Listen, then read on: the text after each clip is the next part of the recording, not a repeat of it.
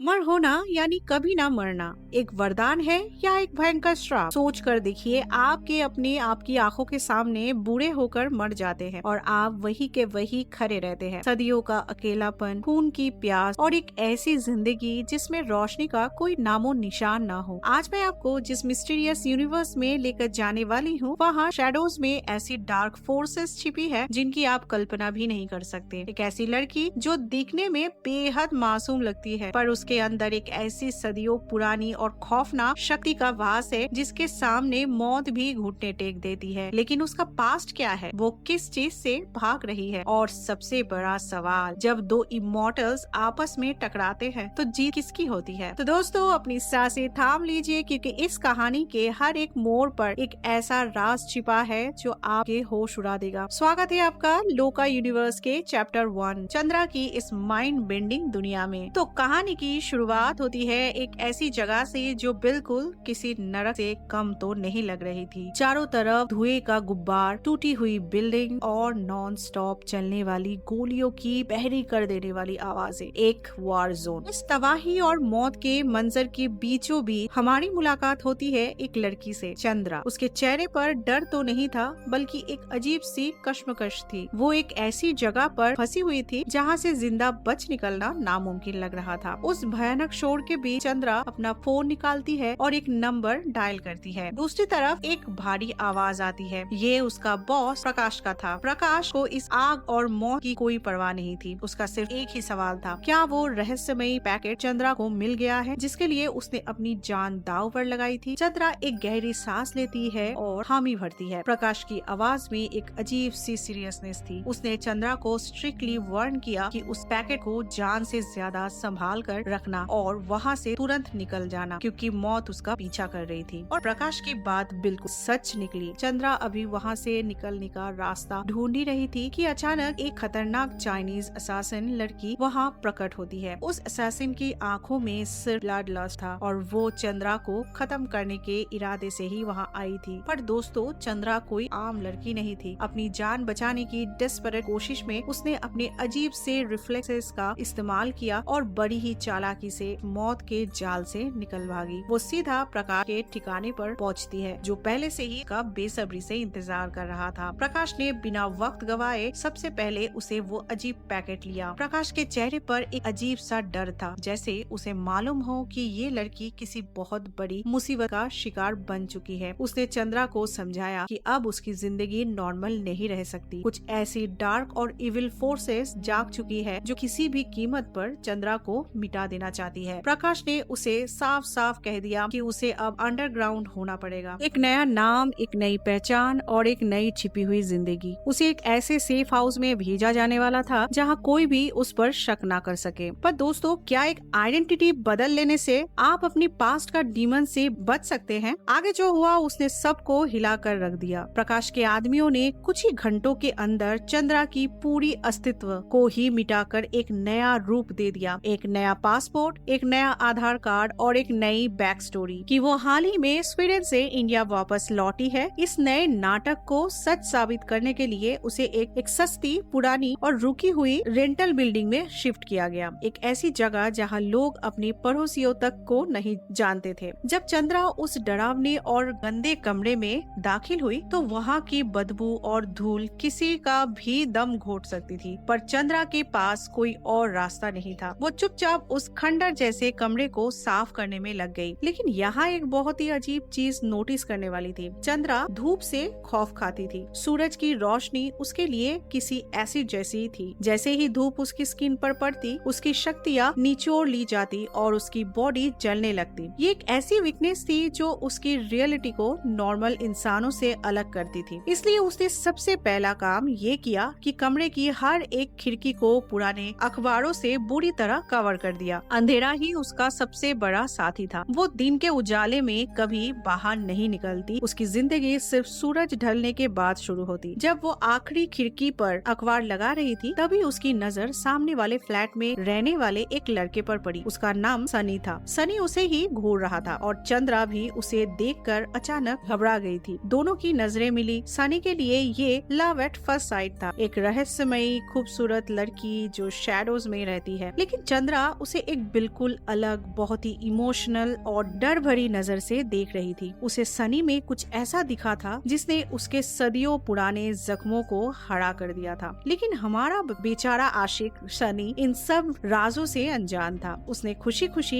ये बात अपने दो अजीब दोस्तों वेनु और नाजी को बताया। वेनु एक मेडिकल स्टूडेंट था जिसे किताबी ज्ञान तो था पर प्रैक्टिकल उसने आज तक नहीं किया था, और नाजी एक नंबर का शराबी। ये तीनों दोस्तों जिंदगी को किसी जोक की तरह ही जीते थे, पार्टियां करते थे और आवारा घूमते थे। लेकिन इन आवारा दोस्तों को कहाँ मालूम था कि उनके बगल में मौत अपना डेरा डाल चुकी है और शहर के अंधेरों में कुछ और भी भयानक पनप रहा था। उसी शहर की धुंधली सड़कों पर रात के वक्त एक और खौफनाक खेल चल रहा था। एक रूथलेस ऑर्गन माफिया एक्टिवेट हो चुका था। इनका काम करने का तरीका बहुत ही डरावना था। रात के सन्नाटे में जो भी अकेला इंसान इन्हें दिखता, ये लोग गीत की तरह उस पर झपटा मारते, उसे किडनैप करते, किसी अनजान जगह ले जाते और उसके जिस्म को चीर कर उसके सारे ऑर्गन्स ब्लैक मार्केट में बेच देते। अखबार रोज इसी मिस्टीरियस गायब होने की खबरों से भरे रहते, पर पुलिस बिल्कुल बेअसर थी। दूसरी तरफ चंद्रा को अपनी डिस्गाइज मेंटेन करने के लिए और अपना पेट पालने के लिए पैसों की जरूरत थी। दिन में निकलना उसके लिए मौत था, इसलिए उसने एक रात की शिफ्ट वाली रेस्टोरेंट जॉब ढूंढ ली। अब उसकी जिंदगी का रूटीन बन चुका था, रात को काम करना,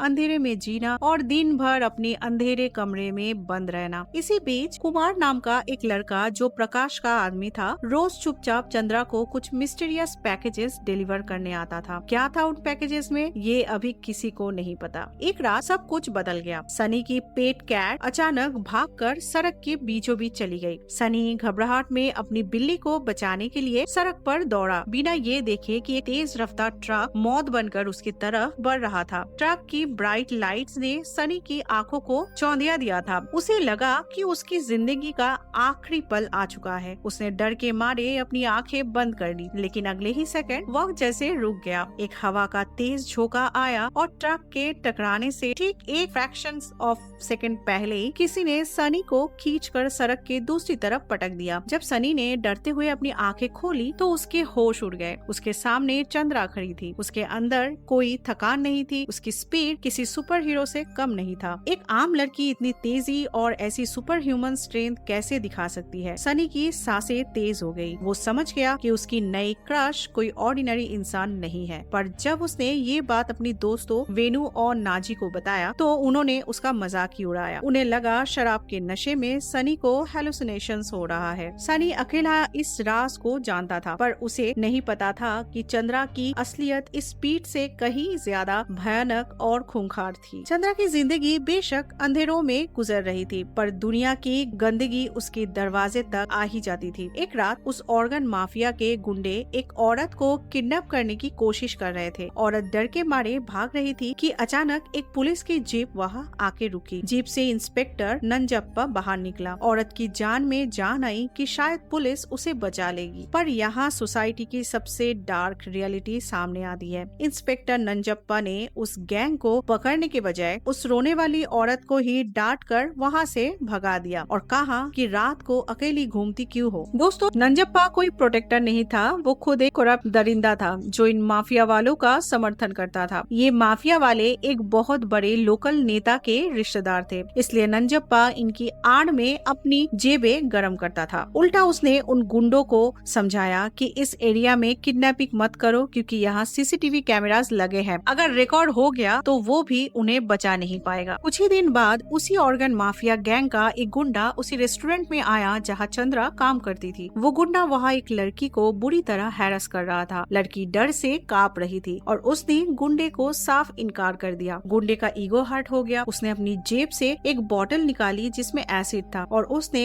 धमकी दी कि अगर उसने उसका प्यार एक्सेप्ट नहीं किया तो वो उसका चेहरा जला देगा। गुंडा उस लड़की पर एसिड फेंकने ही वाला था कि अचानक एक जोर का झटका उसे दूर जा गिरा। ये चंद्रा थी। चंद्रा की आंखों में सदियों का गुस्सा और नफरत जल रही थी। उस दिन उस रेस्टोरेंट में जो हुआ वो कोई आम फाइट नहीं थी। चंद्रा ने उस गुंडे को इतनी बेरहमी और ऐसी मॉन्स्ट्रस ताकत से मारा कि उसकी हड्डियां टूटने की आवाज पूरे रेस्टोरेंट में गूंज उठी। गुंडे ने पलटवार करने की कोशिश की, पर चंद्रा के सामने वो एक खिलौने जैसा था। चंद्रा ने उसे एक ही हाथ से हवा में उठा लिया और जमीन पर पटक दिया। गुंडा आधमरा हो चुका था और डर से कांप रहा था कि एक पतली दुबली लड़की में इतनी असुर जैसी ताकत कैसे हो सकती है। गुंडा तब रोते हुए ठीक अगले दिन इंस्पेक्टर नंजप्पा के पास पहुंचा और उसने इस सुपर हीरो लड़की के बारे में बताया। नंजप्पा का दिमाग चकरा गया। उसने सोचा कि ऐसी कौन सी लड़की आई है शहर में जिसने उसके डोमिनेंस को चैलेंज किया है। उसके अंदर क्यूरियोसिटी और गुस्सा दोनों जाग गए। वो चुपचाप उस रेस्टोरेंट के बाहर गया और दूर से चंद्रा को ऑब्जर्व करने लगा। उसने अब चंद्रा को अपना नया टारगेट बना लिया था, लेकिन नंजप्पा एक ऐसी आग से खेलने जा रहा था जो उसे पूरी तरह भस्म करने की ताकत रखती थी। उधर कुछ दिनों बाद चंद्रा की तबीयत अचानक बहुत खराब लग रही थी। वो रात के वक्त एक ऑटो में जा रही थी कि तभी ऑटो रुका और वहाँ हमारा हीरो सनी आ बैठा। सनी किसी भी तरह चंद्रा से बात करने का बहाना ढूंढ रहा था। उसने ऑकवर्ड तरीके से कन्वर्सेशन शुरू की, याद दिलाते हुए कि वो उसके सामने वाले फ्लैट में रहता है। चंद्रा ने एक हल्की सी मिस्टीरियस स्माइल के साथ जवाब दिया कि उसे पता है, क्योंकि उसने कई बार सनी को अपनी खिड़की से घूरते हुए देखा है उसे। बातों ही बातों में सनी ने हिम्मत जुटाकर चंद्रा को अपनी दोस्त नाजी के बर्थडे पार्टी के लिए इनवाइट कर लिया। चंद्रा जो हमेशा अकेली रहती थी शायद नॉर्मल फील करना चाहती थी, इसलिए उसने हाँ कह दिया। अगली रात पार्टी शुरू हुई। चंद्रा जब वहाँ पहुँची तो वो बेहद खूबसूरत लग रही थी। सनी उसकी तरफ से नजरें नहीं हटा पा रहा था, पर इनका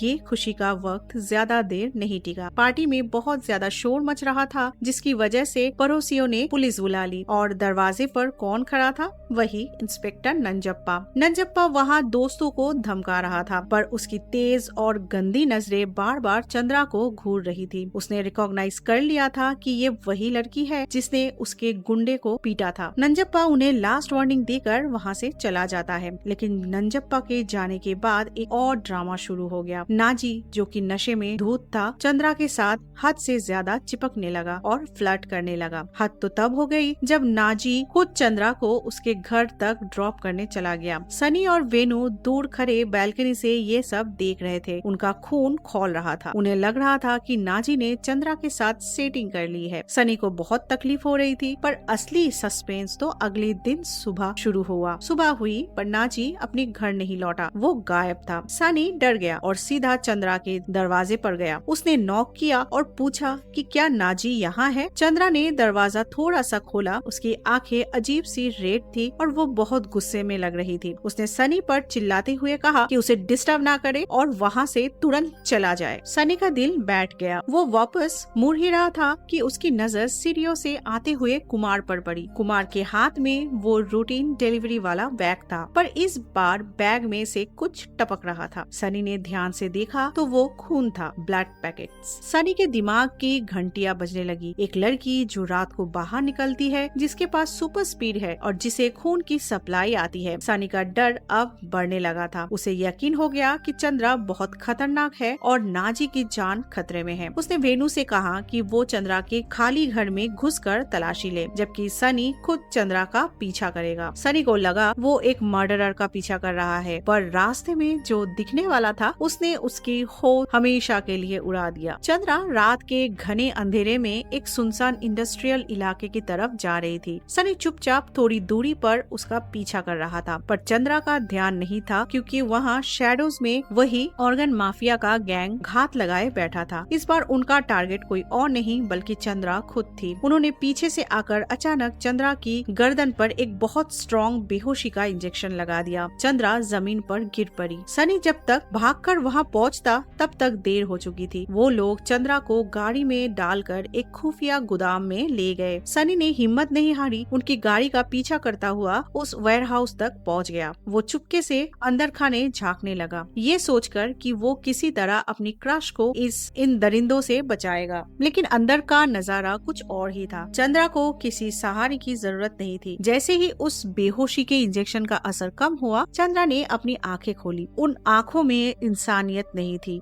बल्कि एक भेड़िए जैसे भूख थी। उसने अपने आप को रस्सी से आराम से तोड़ लिया जैसे वो कच्चे धागे हो। फिर शुरू हुआ मौत का नंगा नाच। चंद्रा ने उन गुंडों को मारना नहीं शुरू किया, उसने उन्हें फाड़ना शुरू किया। सनी की आंखें फटी की फटी रह गई जब उसने देखा कि चंद्रा के मुंह से दो लंबे, नुकीले और भयानक दांत निकल आए, वैम्पायर फैंग्स। चंद्रा ने उन माफिया वालों की गर्दन पर अपने दांत गाड़ दिए और उनके खून पीने लगी। एक एक करके उसने उस पूरे गैंग का सफाया कर दिया। चारों तरफ सिर्फ खून और लाशें बिखरी थी। ये देखकर सनी का दिमाग ये भयानक रियलिटी प्रोसेस नहीं कर पाया और वो डर के मारे वही बेहोश हो गया। जब सनी की आंखें खुली तो आसपास का नजारा शांत था। चंद्रा उसके सामने खड़ी थी, उसके चेहरे पर खून लगा था। उसने सनी को दो सीधे ऑप्शन दिए, या तो इन लाशों को छुपाने में उसकी मदद करे सनी, या फिर सनी का भी हाल उन्हीं के जैसा वो कर दे। तो क्या डिसीजन लेगा सनी, और क्या चंद्रा की असलियत दुनिया के सामने आ जाएगा, और क्यों वो एक्चुअली छिप रही है, आखिर उसका मकसद क्या है? ये सब जानने के लिए आपको देखना पड़ेगा हमारा अगला वीडियो लोका पार्ट 2 में, जो होगी इस वीडियो की दूसरी पार्ट। और वो देखने के लिए स्क्रीन पे अभी जो वीडियो आ रही है उस पे क्लिक करें इस सीरीज की अगली पार्ट को देखने के लिए।